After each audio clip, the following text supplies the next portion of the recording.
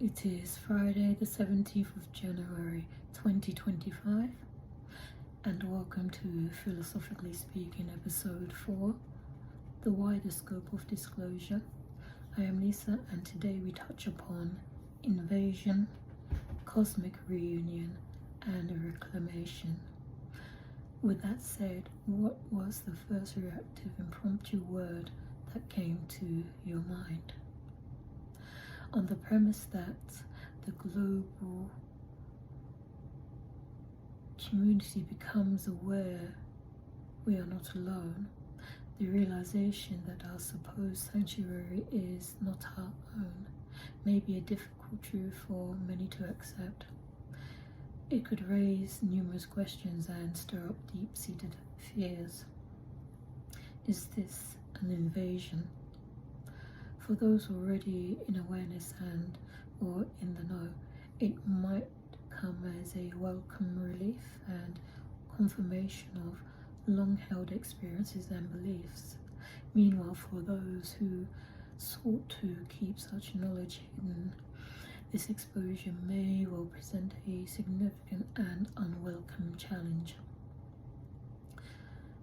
Given that the history of the globe has been one of division and conquest, along with the use of biblical texts in various forms and alternative beliefs globally, whether you are in support or not, would it be fair to say that it was only a matter of time before there was a return of the original seeders and beyond? The term invasion can also fuel uneasiness. Within this context, we will address snippets of the complexities surrounding such notions and perspectives. Now, this topic may be more relevant to those who have had little or no knowledge or awareness of our galactic and intergalactic cosmic neighbors, heritage and consciousness. With this in mind, there may initially be a stronger leaning toward the concept of invasion. The term invasion can be interpreted as encroachment upon one's biology, personal space, location, environment, and so forth. As history, or rather versions of someone's history, has often pointed to, there has been a significant prevalence of this conduct globally. If we look at past actions involving shifting landscapes and migrations of individuals, groups and communities, we may find ourselves at a crossroads of competing needs, strategic goals and objectives. Additionally, some situations may have been influenced or facilitated by environmental circumstances, whether due to natural impact or otherwise. There's also the concept of in the name of business. While at a micro level there are those who believe it is a right, or perhaps a combination of all of these factors, there are far deeper nuances surrounding this one term, too numerous to fully consider in this short. However, what we can take away from these foundations is that the concept of invasion may be more complicated than that what is typically observed within the context of disclosure. What also becomes apparent with the notion of disclosure is by what method and or process will this occur. Aside from the potential hijacking of the unfolding narratives by those who wish to maintain the current status and infrastructure, there will no doubt be those who seek to direct the narrative in their favor. an endeavour that may have, in fact, historical roots. With this, they may attempt to provoke or manipulate a public response. Along with this, there may be the potential for a military force response.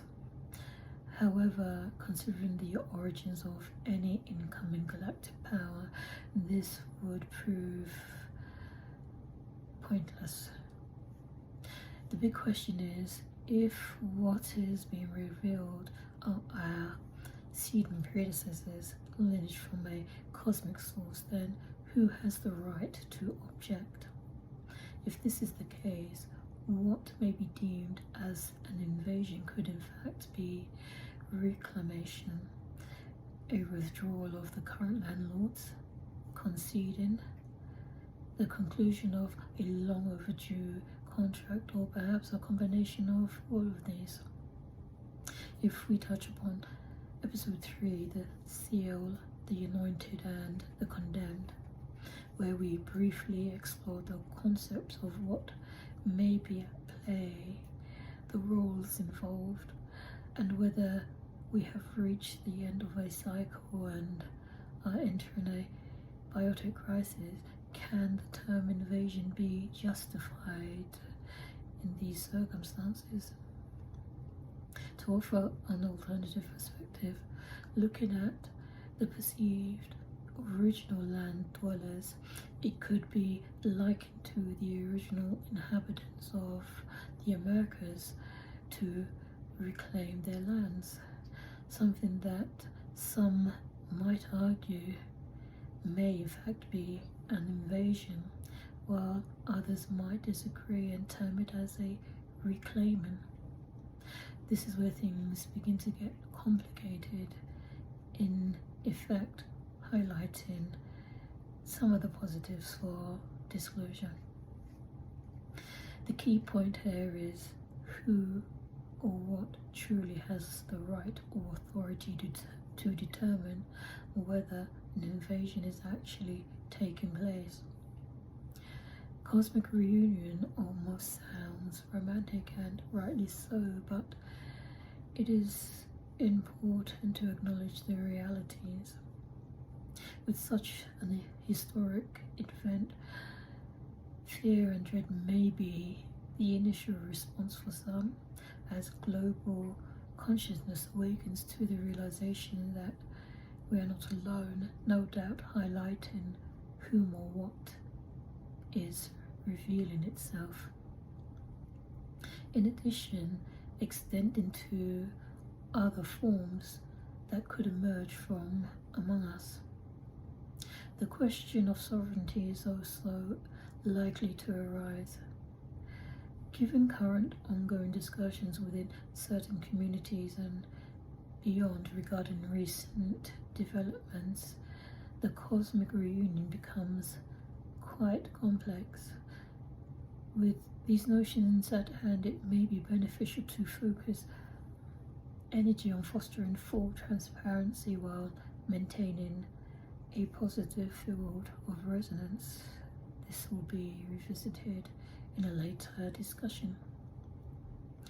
Defining Cosmic Reunion is inherently challenging as it represents an unknown quantity. However, drawing from broader concepts including past writings, experiences and conceptual works, it's worth considering the possibility that such an event, whether within the context of disclosure or a biotic crisis, could be an ordained occurrence. This may also imply the hierarchical systems, one that supersedes the current global structures. Furthermore, for those revealed, is there accountability to a higher source for them too? In effect, defining that all involved would need to align to whatever is necessary for these new developments and processes to unfold. As suggested in biblical texts, if a cosmic reunion is indeed taking place, would this involve the inclusion of various celestial forms and beings alluded to throughout history? Might these entities, such as humanoids, reptilians, Pleiadians, blondes, greys, Larians, cherubim, angelics, fallen angelics, Arcturians, Leviathan, shapeshifters, insectoids, and more? This also raises questions around their involvement, if any, and their presence on Earth, and which roles, if any, have they played? What have they been doing? What factions have they or are they part of? And why has disclosure taken so long? Furthermore, if evidence of such a presence were to be confirmed, does this imply that the sovereignty of Earth's inhabitants has been long compromised, manipulated, and or commoditized? What are your thoughts so far? Or would your preference be to stay in blissful ignorance? As previously discussed, a key consideration is the question of connections. Who are we related to, and do we have a choice? It can be argued that all beings are interconnected, but considering the current state of affairs upon Earth, what does that truly imply? In the intricate web of personal connections, would your reunion involve humanoids, telepaths, reptilians, Pleiadians, blonde symbiotics, the Greys or Lyrans? But does it really matter if ultimately we are all connected and accountable to a higher force or ordainer? Given we determine a connection to one or more cosmic beings, will there be opportunities to explore galaxies beyond what we only observed as space? But are there prerequisites for such a journey? It may be misguided to assume that there is an automatic free pass to traverse anywhere, for will our past actions dictate our outcome? Now, dependent on one's beliefs, assuming these beings, whether in the form of natural, constructed, or conscious development, what of the forces of spirit or energies of our departed? Is this interwoven with the cosmic existence beyond? What are the parameters after leaving an earthly vessel? Are these forces of spirit or energies persistent? With disclosure, will such beliefs be seen in a new light? How about the concepts of AI and symbiotic technology? If everything is of the same or a relative construct, then are AI and symbiotics just as vulnerable as everything else? Globally, it is recognized that everything is atomic based and then some, which, vibrating at varying levels, manifests these atoms into solid forms at varying densities, while others do not. This extends to the ability to change forms as seen in chameleons, octopuses, and unseen beings.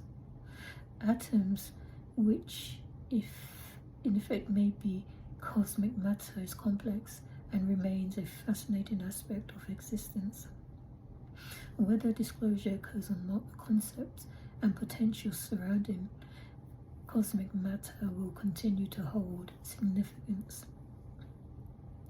This leads to the idea of ascension from a metaphysical perspective, an in-depth subject for another time. However, touching lightly upon the concept, if feats of strength remote viewing, a genius, and even a chameleon. What does this imply?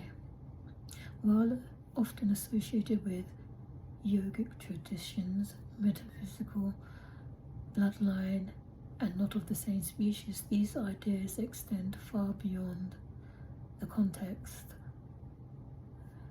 Considering the complexities of incarnation within the human experience, the clues may lie in the terminology itself.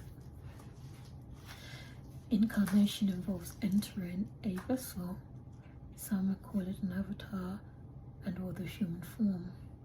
This birth marks the beginning of an existence within our earthly construct. Where, when, and into which systems, culture, family, community, and beyond an individual is born will play a crucial role in their early development and subsequent life experiences. Setting aside those ordained to carry out specific roles and focusing on the broader populace, some may have had the fortune of growing up in cultures where the retention and further development of the cosmic spiritual life have historically been embedded. These cultural traditions may have enabled continued connections with cosmic beings and or lineage, facilitating interworld and or intergalactic experiences, to name a few. Some might be aware of historical events that led to the genocide of entire nations, cultures, or groups with such characteristics and capabilities. Have the true motivations behind these actions ever been fully questioned? The ability to maintain one's communication and connection with cosmic forces affords an immensely powerful position. Access to such connections can bring access to resources. So it is worth considering why have so many recent discussions surrounded metaphysical, spiritual, and cosmic abilities, specifically those involving the off-world communications, have been dismissed as mere conspiracy and or ridiculed. And who does it benefit for it to remain a theoretical anomaly? Looking briefly at the concept of a theory, everything remains theoretic until proven in its entirety. So, in truth, it may be argued that no one person possesses complete knowledge of all things. This raises the question, why condemn one set of theories over another when both are rooted in speculation?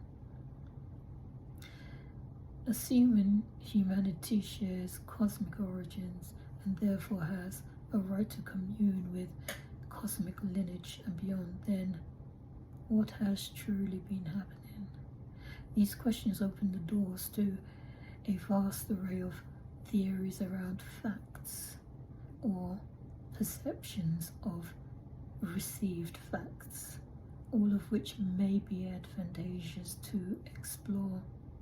And why do I mention facts or perceptions of received facts? Is purely due to the fact that some scientists and some of the masses may not believe the personal accounts and experiences, including those who have presented factual hard evidence. So, with this in mind, may it also be worth considering whether the path to a cosmic reunion is not just an external journey but also a theoretic study of oneself. The origins of Earth bring forth the concept of reclamation. Whoever claimed that humanity is the true owner of Earth? If ownership was ordained by those who deem themselves to have oversight and authority, distributing global infrastructure as they see fit, is it possible that both individuals and the entire globe have been misled? Does this suggest that within the illusion of control, someone or something has been orchestrating this directive? Have you ever questioned why property and land can be so easily commandeered? If true ownership existed, would that not place the so-called owner on par with an ultimate creator, having the ultimate say, ultimate power, and therefore the ultimate right? Why then is it so easy to remove, steal, commandeer, and fight over properties, locations, airspace, oceans, and sublevels? Could it be because no one on Earth truly possesses those rights? If the globe is indeed occupied by infiltrators or squatters, or what does this mean for the masses? And if humanity was more likely seeded from a far more advanced civilization, whether divine or not, would that not provide clarity?